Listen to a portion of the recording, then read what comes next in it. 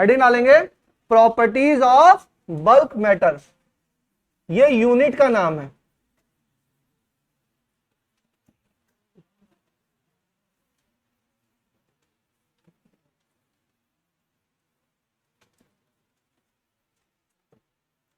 Properties of bulk matter.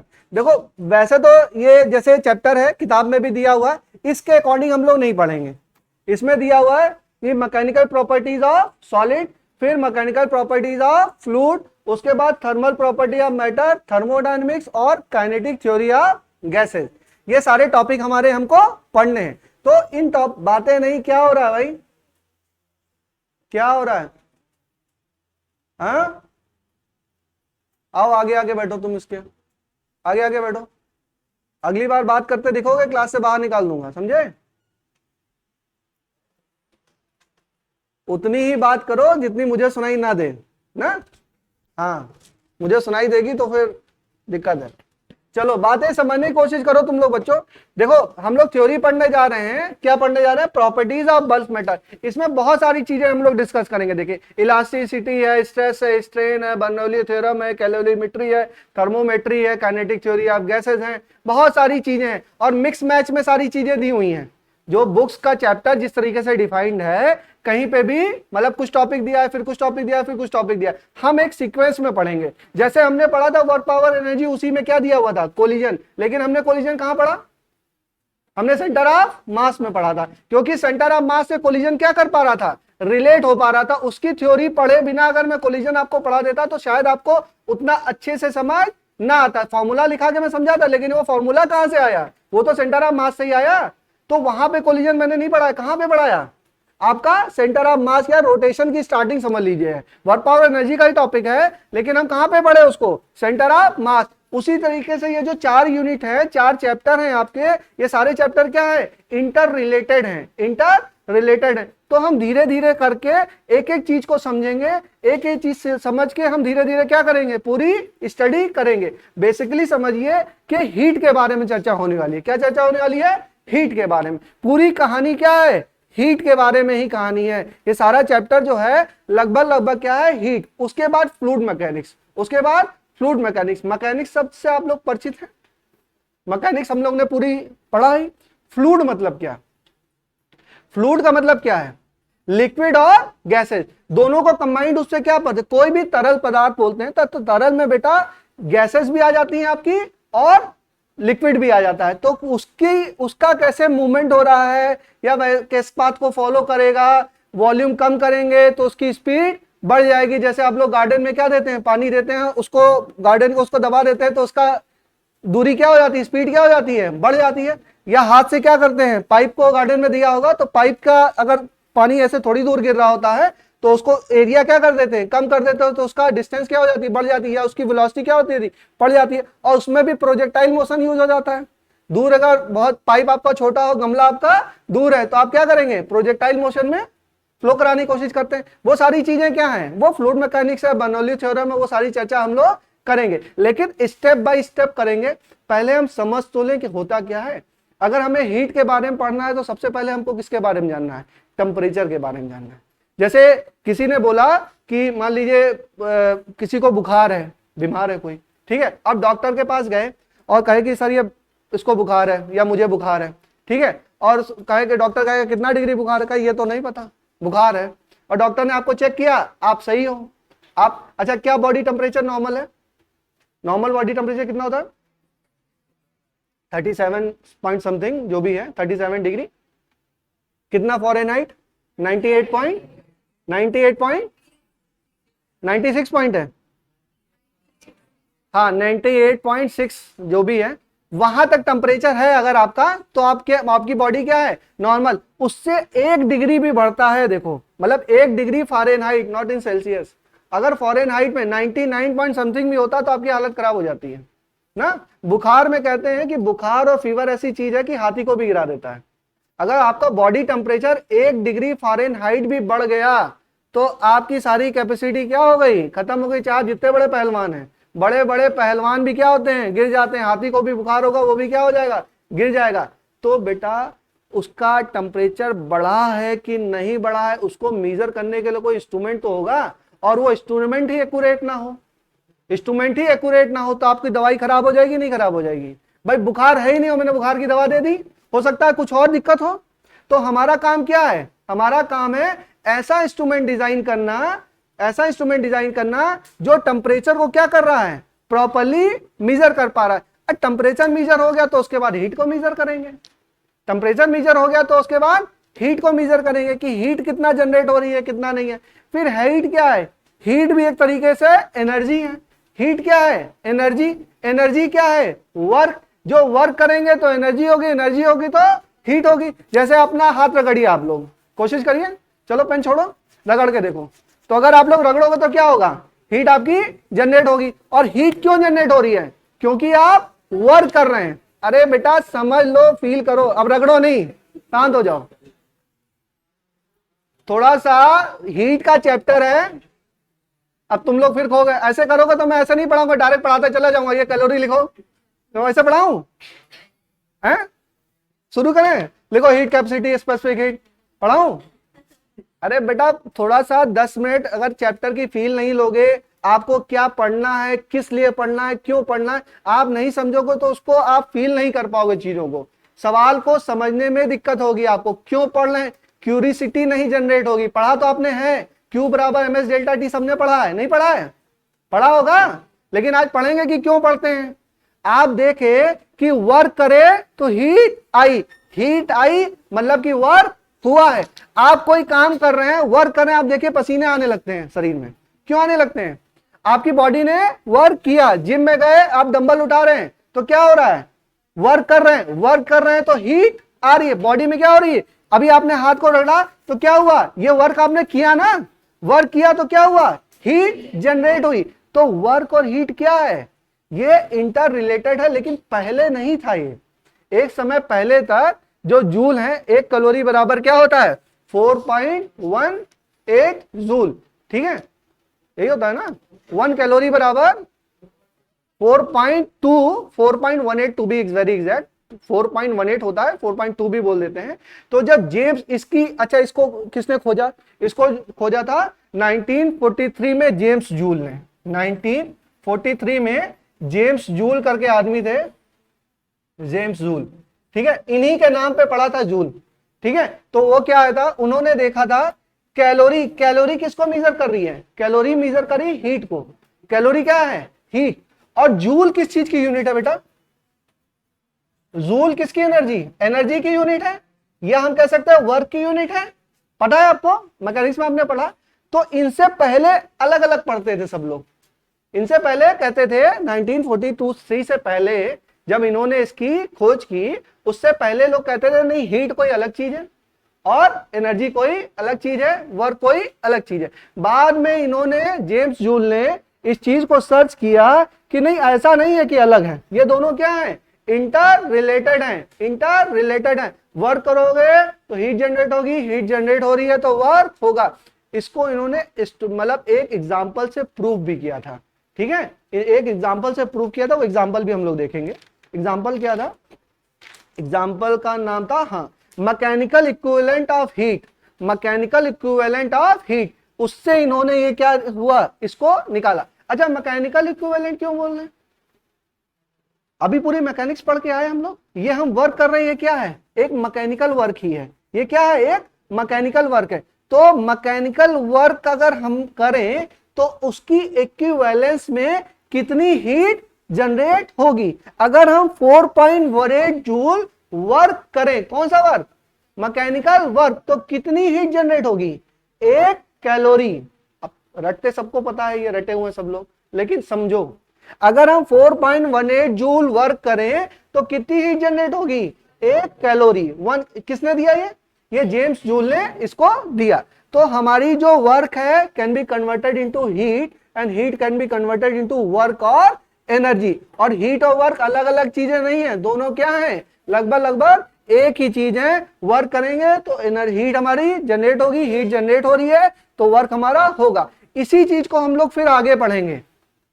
अब coldness क्या है, हॉटनेस क्या है, कार्नोट साइकिल क्या है, कोई भी इंजन है तो उसमें क्या उसकी एफिशिएंसी क्या होगी, ये सारी चीजें क्या करेंगे। जैसे कोई कॉर्नट साइकिल पढ़ेंगे हम लोग, तो कॉर्नट में क्या होता है कि पूरी भी हीट क्या करते हैं, पूरा वर्क जो हीट में जनरेट नहीं किया जा सकता, या पूरी हीट को वर्क में जनरेट नहीं किया जा सकता, हमेशा ही क्या होगा, कुछ ना कुछ लॉसेस होंगे, कुछ ना कुछ क्या होंगे, लॉसेस होंगे। तो उन सबको हम कॉर्नट साइकिल वगैरह में पढ़ेंगे।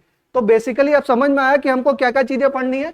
तो हम पहले पढ़ेंगे बेटा थर्मोमेट्री, थर्मोमेट्री के बाद कैलोरीमेट्री, कैलोरीमेट्री में हीट की चर्चा करेंगे, फिर हीट ट्रांसफर के बारे में चर्चा करेंगे कि कोई मान लीजिए पार्टिकल है या बॉडी है, वहां पे रख दिया, जैसे मान लीजिए ग्लास है, ठीक है, ये पानी मान लीजिए ठंडा है और उसमें गर्म पानी मिला दिया, तो हीट जो गर्म पानी अलग रहेगा, ठंडा पानी अलग रहेगा, ऐसा नहीं होगा। गर्म पानी से इसमें क्या होगा, ट्रांसफर हो जाएगा। या कोई बॉडी है वो गर्म है और उसको आपने क्या किया, टच किया, तो उसका टेम्परेचर क्या होगा, उसकी हीट आप में ट्रांसफर होगी, उसकी हीट क्या होगी, ट्रांसफर। तो वो सब सारी चीजें किसमें पढ़ेंगे, हीट ट्रांसफर में पढ़ेंगे।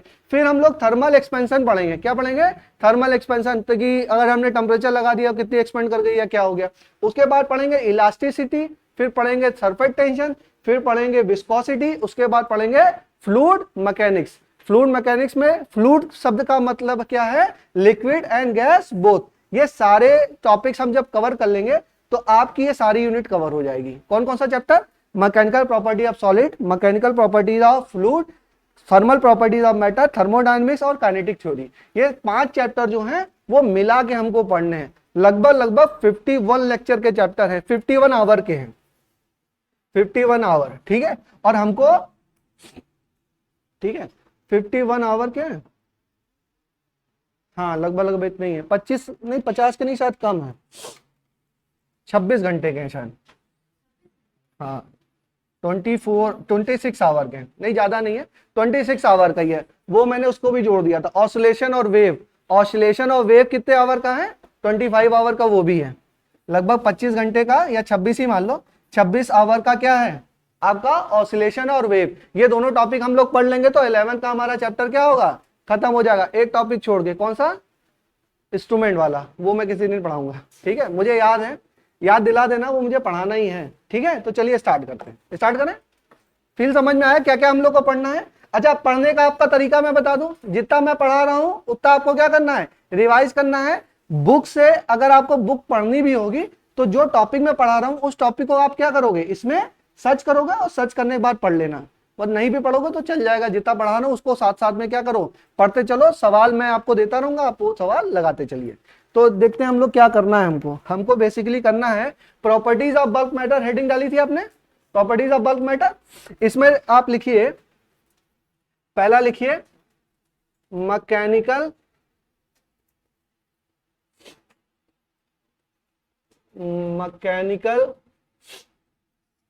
Properties of solid, mechanical properties of solid. इसके अंदर हम क्या पढ़ेंगे, इसके अंदर पढ़ेंगे स्ट्रेस, फिर स्ट्रेन, इलास्टिसिटी, ईटीसी। ये क्या है, ये है मैकेनिकल प्रॉपर्टीज ऑफ सॉलिड। ये सारी क्या है, मैकेनिकल प्रॉपर्टीज ऑफ सॉलिड, ठीक है। उसके बाद पढ़ेंगे हम mechanical properties of fluid, mechanical properties of fluid. इसमें हम पढ़ेंगे फ्लूइड मैकेनिक्स, फ्लूइड मैकेनिक्स। उसके बाद पढ़ेंगे बर्नौलीज थ्योरम, और पढ़ेंगे हम सरफेस टेंशन, विस्कोसिटी। इसमें पढ़ेंगे सरफेस टेंशन और विस्कोसिटी, सरफेस टेंशन, विस्कोसिटी। ये किसमें पढ़ेंगे हम, mechanical properties of fluid, mechanical property of fluid. उसके बाद थर्मल प्रॉपर्टी, बर्नौली के बाद लिखे हैं theorem, thermal property of matter, thermal properties of matter. इसमें क्या क्या पढ़ेंगे, इसमें हम लोग पढ़ेंगे थर्मोमेट्री,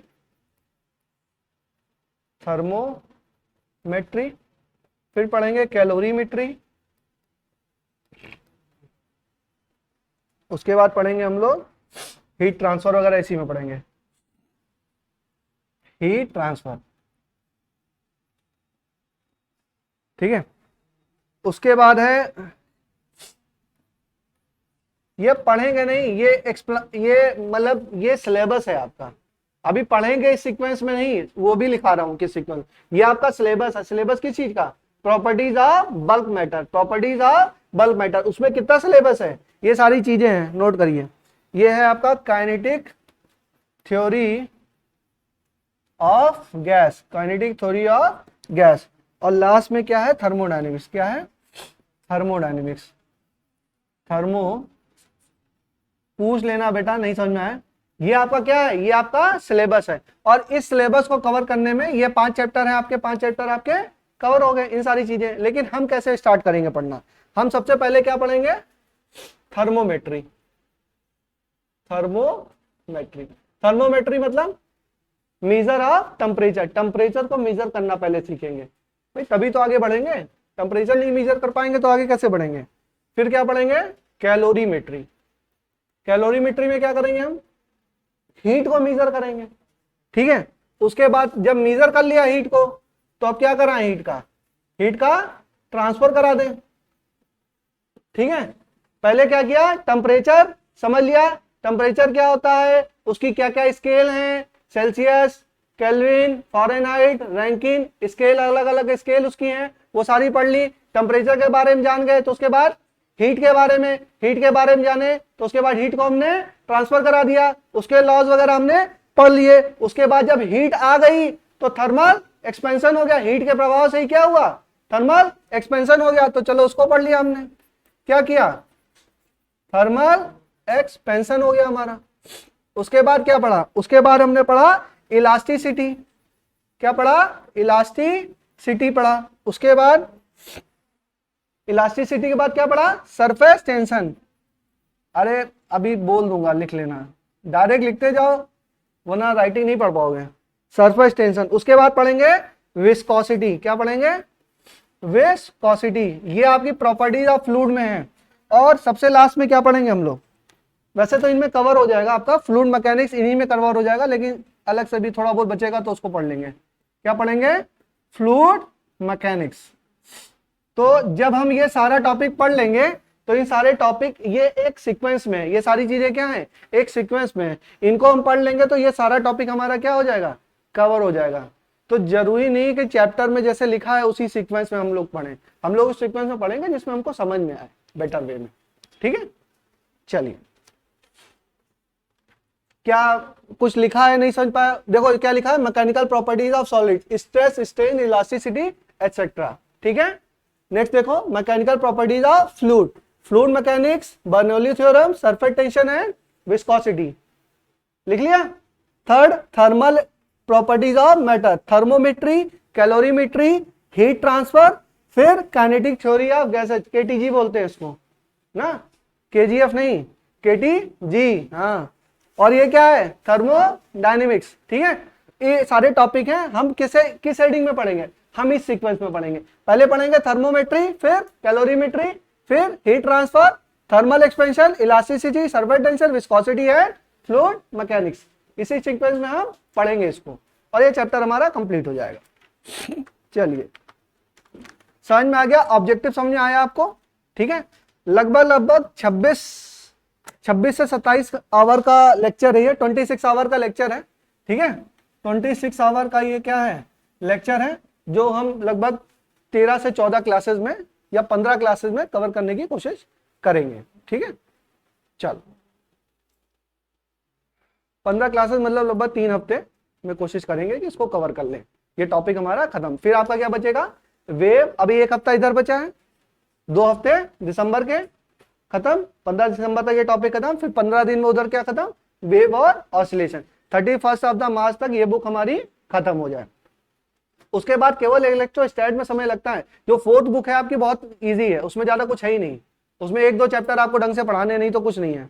जो 12th की 4th मॉड्यूल है ना आपका, 4th मॉड्यूल बहुत ईजी है, उसमें बहुत कम, आधे से ज्यादा चीज आप केमिस्ट्री में पढ़ रखे हो, एटम है, न्यूक्लियाई है, वो सारी चीजें आपने केमिस्ट्री में पढ़ रखी होंगी। ठीक है, फिर भी मैं पढ़ाऊंगा, जितना मेरा पोर्शन है मैं आपको पढ़ाऊंगा ना।